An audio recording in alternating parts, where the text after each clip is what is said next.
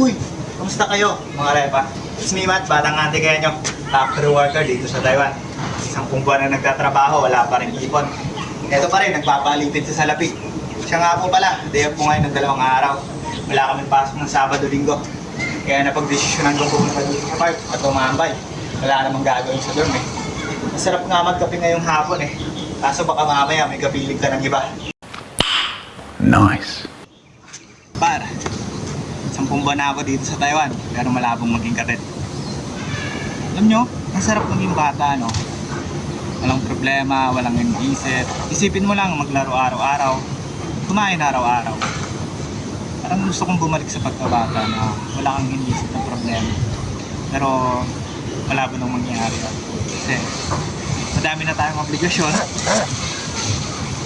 Kailangan na nating bigyan ng magandang buhay yung pamilya natin, yung mga magulang natin. Siyempre, kailangan natin bigyan ng magandang buhay yung pamilya natin. Siyempre, kailangan din naman nilang maranasan na yung konting kaginawahan sa buhay. Kaya nandito tayo sa abroad, gar.